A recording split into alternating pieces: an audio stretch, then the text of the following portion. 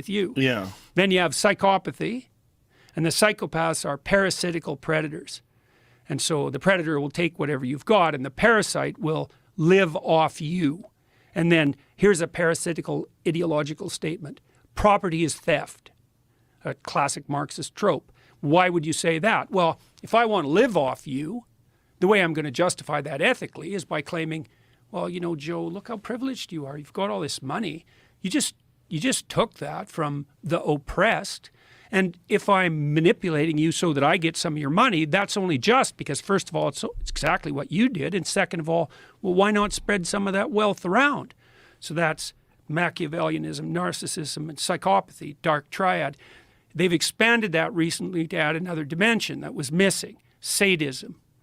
And the sadist takes positive delight in causing pain to others. And the lulz culture, L-U-L-Z, the lulz culture online is a culture of sadistic, Machiavellian, narcissistic psychopaths. Lulz meaning like people are joking around shit posting. Yeah. I did it for the lulz, and it's the plural of LOL, laugh out loud. But like if you look at the Urban Dictionary, for example, the definition of lulz is positive delight in the suffering of others. It's like, yeah, it's sadistic. And bloody well, social media just facilitates like I never thought of lulz as being sadistic. It's in and of itself, it's not a sufficient marker, right? You have to have like 6 or 7 things going on before it's clear that you're manifesting this underlying tetrad of personality traits. Like if you use the odd acronym and you're throwing out a joke at someone, this is a habitual pattern of doing nothing but provoking people online and using deception and lies to do it to attract attention to yourself. It has to be a very consistent pattern.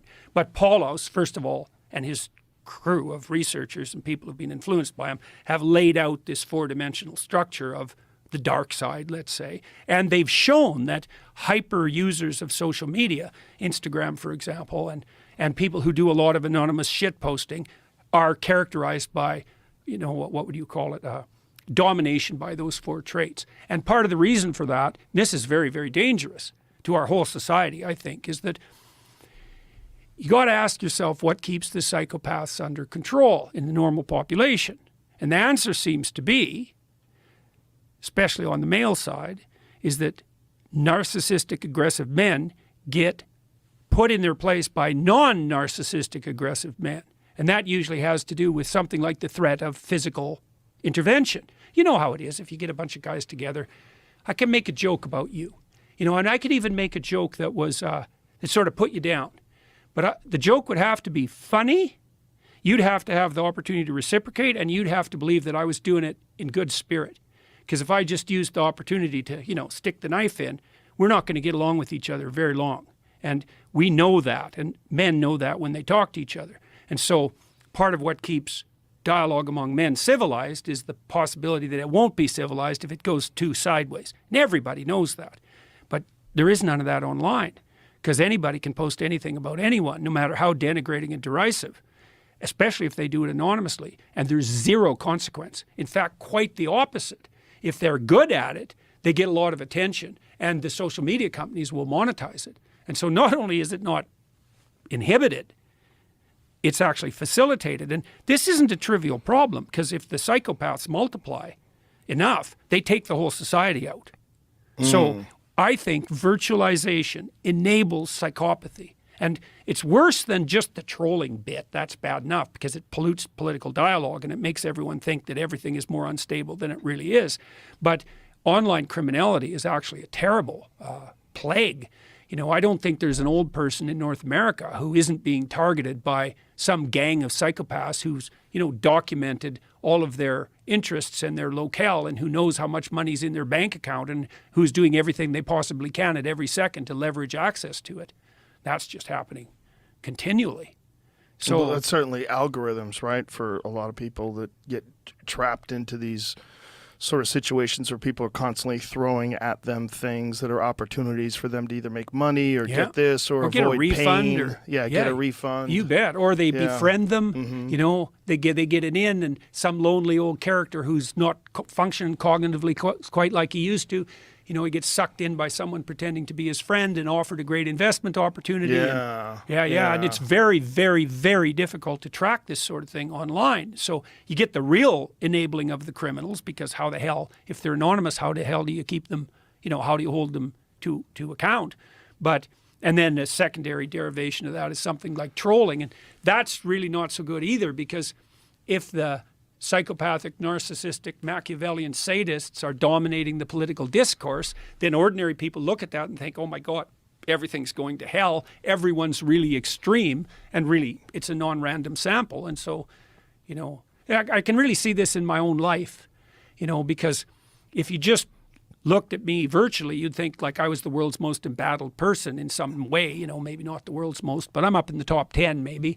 But in my real life, then that, like, I don't have any problems. You know, I go around from town to town or from city to city, and every interaction I have with people on the street is positive. They either don't know me, which is fine, or they do, and then we have a positive interaction. And I've only had like 3 negative interactions with people in real life in the last 6 years. Like, they stand out because they're not fun, but they're extremely rare. But online, it's like, well, 50% of the people oppose Jordan Peterson. It's like, no, they don't. It's not even 1%. So we're building a virtual world that doesn't sample the real world very well, and that's not much different from building a delusion. So not good. Very, very unsettling. So, That's Twitter. Yeah. Well, it's certainly Twitter before Elon Musk came along. Yeah, well, Twitter's better, but it's still quite the snake pit. Yeah. You know, one of the things I think might be done about that. See, I don't think that I've made this claim on Twitter that there's something cowardly about anonymous posting, and I'm not going to retract that, because I believe that in 99% of the cases that's true. Now, people say, well, you know, if you're a whistleblower, you have to be anonymous. And what about people in totalitarian states or in a company? Well, same, that's the whistleblowing problem. I think, 1% of anonymous posters are heroes, but like 80% of them are Machiavellians. And so... Well, but there's also the factor of people that don't want to get in trouble at work. Yeah, I know. Well, that's kind of the whistleblower problem. But not even whistleblowers. I mean, people that just have opinions that You mean that might get them in trouble with the College of Psychologists in Ontario, for example? Yes. Yeah, I know. And so, well, I think one of the ways of handling that technically, what I'd like to see happen at Twitter, for example, you know, not that I'm in a position to know, because I know it's complicated, is I think the anonymous types should be separated from the real people.